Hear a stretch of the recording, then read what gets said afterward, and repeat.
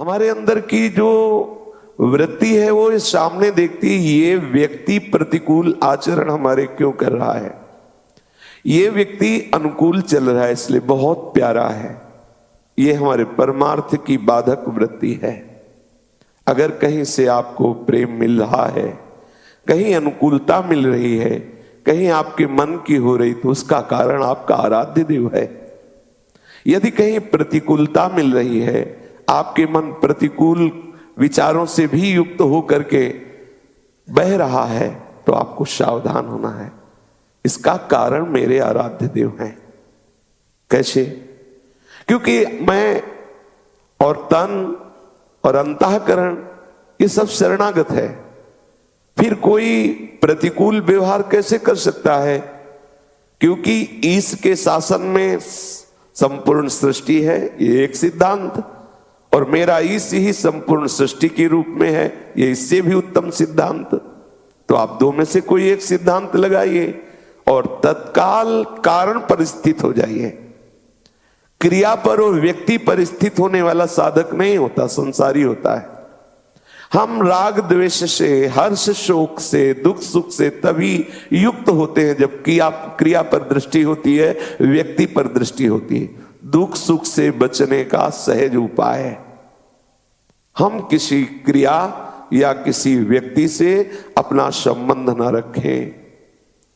यदि हम क्रिया और व्यक्ति के चेष्टाओं पर अपने मन को फंसा देंगे तो कभी हम इस त्रिगुणात्मिका माया के जाल से मुक्त नहीं हो पाएंगे। ये सूक्ष्म विषय है। बहुत कम समय में हमें बहुत बड़ी यात्रा पूरी करनी है, इसलिए नहीं किसी से अपनापन ना होने पावे। आपके सामने जो भी व्यवहार भेजा जा रहा है वो मेरे आराध्य देव के द्वारा भेजा जा रहा है, और आप अगर ऐसे चिंतन से युक्त होंगे तो आप देखेंगे आप परमार्थ की भूमिका में चढ़ते चले जा रहे हैं। यदि आप व्यक्ति और क्रिया पर दृष्टि रख लिए तो आप भ्रष्ट हो जाएंगे। भ्रष्ट होने का तात्पर्य है आप अपनी स्थिति से पतित हो जाएंगे। आपका भगवद स्मरण, आनंद, भगवद विश्वास ये टूटने लगेगा। कब तक झेले, कब तक ऐसी प्रतिकूलता सहे? बार बार ये व्यक्ति हमें सता रहा है, अब हम इससे निपट लेंगे।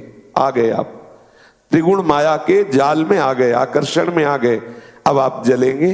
आपके द्वारा ऐसी चेष्टाएं होंगी जो बिल्कुल शास्त्र विरुद्ध, परमार्थ के पथिक के बिल्कुल प्रतिकूल, बिल्कुल भजन को छीण कर देने वाली। ये अंतः में आप देख लीजिए, आपसे निंदा होने लगेगी या स्तुति होने लगेगी। आप गुण बुद्धि कर लेंगे या द्वेष बुद्धि, दोष बुद्धि कर लेंगे। आप भगवान के प्रिय भक्त नहीं बन सकते। आप प्रियालाल की कृपा रस में दैन्य भाव से नहीं डूब सकते। इसलिए उपासक को इस चिंतन में बिल्कुल सावधान रहना है। बड़ी से बड़ी अनुकूल क्रिया या प्रतिकूल क्रिया ये सत्य नहीं है, ये हमारे स्वामी के बल से हो रही, स्वामी के द्वारा प्रेरित हो रही है। इसलिए बाहर से जो हमारे साथ अनुकूल या प्रतिकूल हो रहा है उसमें हम कारण दृष्टि, अंदर से जो हो रहा है उससे निरपेक्ष दृष्टि, अंतःकरण से अपना संबंध ना रखना, तभी आप शांति से भजन कर पाएंगे। नहीं, सच्ची मानिए, ये माया तक तक करके बिल्कुल ऐसे बंधन फेंकती रहती है जिससे उपासक उलझता चला जाए। गुरु कृपा पात्र ही अंदर से प्राप्त हुई विवेक के द्वारा अपने आप को सुलझाता चला जाता है। सुलझे सो साधक, उलझे सो संसारी, समटे सो आशिक, फैले सो जमाना। यदि आपकी वृत्तियां फैलती जा रही हैं रागात्मक या द्वेषात्मक, तो आप किस बात के साधक हैं? हमारी साधना का तो परिणाम यह है कि हम मर गए। जैसे मरे हुए पुरुष को आप फूल माला चढ़ाओ या गालियां दो, वो कभी उत्तर नहीं देता। ऐसे ही आप मृत्यु का वर्ण कर लें, आपका अहम मर जाए।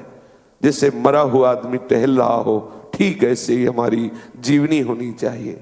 सच्ची मानना, यदि आप उस सच्चिदानंद रस को प्राप्त करना चाहते हैं तो त्रिगुणात्मिका माया के द्वारा फेंके हुए जालों में फंसना मत, मर जाना, अर्थात मरे हुए रहना। मरना बड़ा मीठा है, शांत गंभीर। जब आपके अंदर प्रेरणा आवे, ये देखो प्रतिकूल, तो आप उसी समय सोचो मैं मर गया। अगर मैं मर गया तो फिर मेरे कोई प्रतिकूल बोले तो क्या, अनुकूल बोले तो क्या।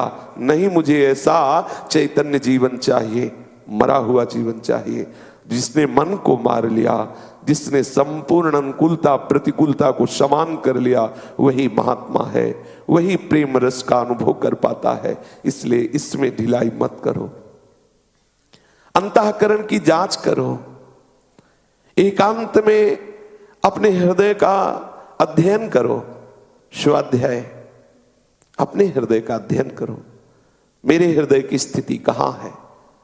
बहुत समय व्यतीत हो जाता है, कभी हम किसी विषय को लेकर, कभी किसी व्यक्ति को लेकर, कभी किसी क्रिया को लेकर, कभी किसी समस्या को लेकर, कभी परिस्थिति को लेकर हम इसी में विचरण करते रहते हैं। नहीं, हमें एक तार श्री श्यामा श्याम का भजन करना है, श्यामा श्याम के प्रेम रस में डूबना है। इसलिए बिल्कुल सच्ची मानिए, एक बार मर जाइए। श्रवणेंद्रिय होते हुए भी सुनना नहीं है, नेत्रेंद्रिय होते हुए भी अन्य देखना नहीं है, शरीर होते हुए भी अपने को बिल्कुल मुर्दे के समान रखना है। आई हुई अनुकूलता प्रतिकूलता, सुख दुख, ग्रीष्म और शीतलता, ये सब आएंगे। जैसे मरे हुए पुरुष पर कोई फर्क नहीं पड़ता, अभी आप सिद्ध हो जाएंगे। केवल अंदर के द्वंद्व से आपको थोड़ी देर के लिए सहना होगा, जो ताप हो रहा है उसे सहना होगा। जिस समय आपकी अंतःकरण से मानी हुई तदात्म वृत्ति, अहमता, ये परिवर्तित होगी तो आप देख लेंगे। सिद्ध होने के लिए समय नहीं चाहिए, सिद्ध होने के लिए कृपा से विवेक जो हमारे हृदय में है उसका प्रयोग चाहिए। जो वास्तविक सिद्धता है वो उपज नहीं है, सिद्धता स्वरूप स्थिति ये है, ये थी, ये रहेगी। ये किसी साधन से उपजी नहीं है कि आपने कठोर तपस्या की तो आप सिद्ध हो गए, आपने बहुत वर्षों तक साधना की तो आप सिद्ध हो गए, ऐसा नहीं है। वो जो सिद्धावस्था है वो आपकी स्वरूप सिद्धि है, वो थी, वो है, वो रहेगी। आप भ्रम से इस अंतःकरण को, शरीर को, इस संसार को सत्य मान लिए, यही आपकी कचाई है। जितनी जल्दी छोड़ दें, जितनी जल्दी आप सम हो जाएं, जितनी जल्दी आप मर जाएं, अपने अहम को मार दें। मन मार्या तन वश में कीन्हा, हुआ भरम सब दूर, बाहर से कछ दिखत नाही, अंदर चमके नूर। आपो त्यागी, यह मरना, आपो त्याग, जगत में बैठे नहीं किसी से काम, उनमें तो कुछ अंतर नाही, संत कहो चाहे राम। बिल्कुल विश्वास मान लीजिए, ये अंतर की बात कह रहा हूं, हृदय की बात कह रहा हूं। जो आपके भजन को छीण करता है, जो आपके सच्चिदानंद अनुभव में बाधक है, जो प्रिया प्रीतम से मिलन में बाधक है, वो व्यक्ति से अपना संबंध, व्यक्ति के द्वारा की हुई अनुकूल प्रतिकूल क्रियाएं, या वृत्ति से अपना संबंध, वृत्ति में आई हुई अनुकूल प्रतिकूल स्फुरणाएं, ये हमारे भाव का नाश करने वाली है। हम अंतःकरण से और बाहर व्यक्ति से, अंतःकरण अहम धर्म से हुई क्रियाओं से हम अपना संबंध न रखें। ये बहुत आंतरिक सूक्ष्म विषय है, कोई अंतर्मुख साधक ही इस विषय को समझेगा, और जो समझेगा वही बहुत जल्दी आगे बढ़ जाएगा। यही हम फंसे हुए हैं, देख लीजिए। हमें परास्त कर रही है हमारी वृत्ति और बाहर व्यक्ति का माना हुआ संबंध, आंतरिक क्रिया और बाहरी क्रिया, अंतर से संकल्प, बाहर से जो नाना प्रकार की चेष्टाएं, बस इसी को सुधारना है।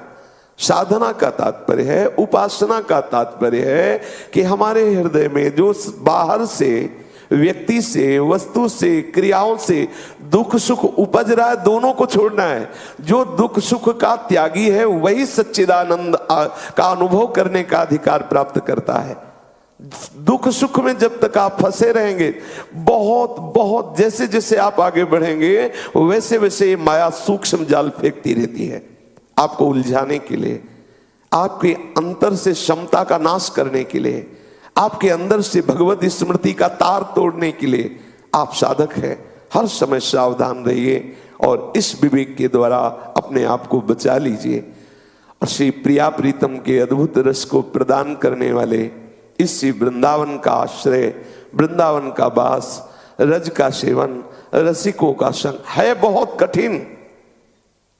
जहां वृंदावन का आश्रय लिए, वृंदावन का रज का सेवन शुरू किए, तहां माया राग द्वेष के जाल फेंकने लगेगी, फैलाने लगेगी, जिससे आपकी वृत्ति उस रज के द्वारा प्रकट हुए आनंद को, वृंदावन के वास के परिणाम स्वरूप प्रकट हुए रति को ढक दे। बहुत सूक्ष्म। बिल्कुल बिल्कुल अपने आप को समेट लीजिए, अपने आप को बिल्कुल पागल बना दीजिए। जैसे पागल व्यक्ति के ऊपर कोई कुल्हड़ मारता है, कोई कुछ फेंकता है, वो शांत या उपेक्षा करके उधर देखा चल दिया, क्योंकि उसकी वृत्ति उसके शासन में नहीं है। जो जैसी चेष्टा होती वैसी हो रही, बाहर के लोग उसके साथ व्यवहार कर रहे हैं, ठीक अपने को पागल साबित करो। बाहर से आपके साथ कोई अनुकूल व्यवहार कर रहा है, आप उससे प्रियता मत करो। कोई प्रतिकूल व्यवहार कर रहा है, आप उससे द्वेष मत करो। बिल्कुल कुछ दिन के लिए मरना होगा, ये वृत्ति अपनाना होगा। ये हृदय की बात कह रहे हैं, बहुत चिंतन की हुई बात कह रहे हैं कि साधक फंसा क्यों है, क्यों भ्रमित हो जाता है, क्यों नहीं उसे भगवदानंद की अनुभूति हो रही, क्यों नहीं प्रिया प्रीतम की झांकी आ रही, क्यों नहीं वो परमानंद में डूबकर बेपरवाह हो रहा है। यही कारण है, ये बहुत चिंतन से आया है। इसको आप बार बार सुनिए और आप चिंतन में उतारिए, बहुत जल्दी आपको आनंद का अनुभव होने लगेगा। हमारा स्वरूप आनंद में है, वो किसी साधन से नहीं बढ़ता, वो किसी असाधन से कम नहीं होता, पर हम अपने स्वरूप में नहीं हैं। हम अपने स्वरूप का विस्मरण किए हुए, शरीर को अपना स्वरूप माने हुए हैं, भोगों को अपना सुखद वस्तु, व्यक्ति, स्थान मान करके हम फंस गए हैं। इतना ही हमें जाल हटाना है। सत्संग का, साधना का यही है। कहीं गुण का आरोप, कहीं दोष का आरोप, इसी में हमारा जीवन कटता रहता है। कहीं कोई व्यक्ति अनुकूल, कहीं कोई क्रिया अनुकूल, कहीं कोई वस्तु अनुकूल हो गई, हर्षित हो जाते हैं, कहीं हम शोकित हो जाते हैं, पर हम भगवत स्मृति में अखंड प्रसन्नता का अनुभव नहीं कर पाते हैं। बहुत बढ़िया कृपा हुई है, वृंदावन का हमें सानिध्य मिला है। ये प्रेम रस का सार है वृंदावन, प्रेम रस का सार प्रदान करने वाला है। अगर हमारे हृदय में वृंदावन वास करते हुए प्रेम रस स्फूर्ति नहीं हो रही, तो जरूर कहीं न कहीं हम कोई बड़ी त्रुटि कर रहे हैं। बिल्कुल ऐसी जगह त्रुटि कराएगी माया जहां से आपको आनंद का बिल्कुल अनुभव ना होने दे। इसलिए सावधान। श्री वृंदावन का आश्रय बहुत बड़ा बल मिल गया है, बहुत बड़ा बल मिल गया है। यहाँ की वायु आपको पवित्र करेगी, यहाँ की लता दर्शन से, जैसे बड़े बड़े तीर्थों के अवगाहन से अंतःकरण में निर्मलता आती, यहाँ केवल लताओं के दर्शन से, स्वाभाविक लताओं के दर्शन से आपके हृदय में वो निर्मलता आने लगेगी जिससे प्रियालाल प्यारे लगने लगेंगे। महापुरुषों ने श्री वृंदावन धाम की महिमा का अनुभव किया है। वो वर्णन करते हैं कि ये स्निग्ध प्रेम रस धारा यहां सदैव प्रवाहित होती रहती है। सेवक जी ने भी कहा है, बहत प्रेम सागर जहां, देखो कैसी कृपा हुई, प्रेम सागर जहां बह रहा है वहां हम वास कर रहे हैं, और एक बूंद भी प्रेम हृदय में नहीं। ये भी आश्चर्य की बात है। बस यही विचार करना है। इसी का चिंतन हुआ कि ऐसा क्या, आचार्य महापुरुष जन, रसिक जन जो इसका अनुभव कर रहे हैं वो ऐसा वर्णन कर रहे हैं, और हमारा हृदय अनुभव कर रहा है एकदम शुष्कता। सब होने पर भी शुष्क हृदय, द्रवित हृदय नहीं, क्योंकि द्रवित हृदय में विकार नहीं आते, द्रवित हृदय में राग द्वेष नहीं होता। रस की हीनता में ही ये काम क्रोध आदि विकार आते हैं। जब रस का अभाव होता है तभी किसी व्यक्ति वस्तु से रस लेने की इच्छा होती है। अगर अपने घर में मिल जाए तो हम बाहर क्यों भटके। निज सुख बिन मन होई कि थीरा, यदि हमारे मन में ही सुख का अनुभव होने लगे तो बाहर हम इंद्रियों के विलास में क्यों फंसे? इसीलिए सुख का अनुभव नहीं हो पा रहा, सुख समुद्र वृंदावन में रहते हुए।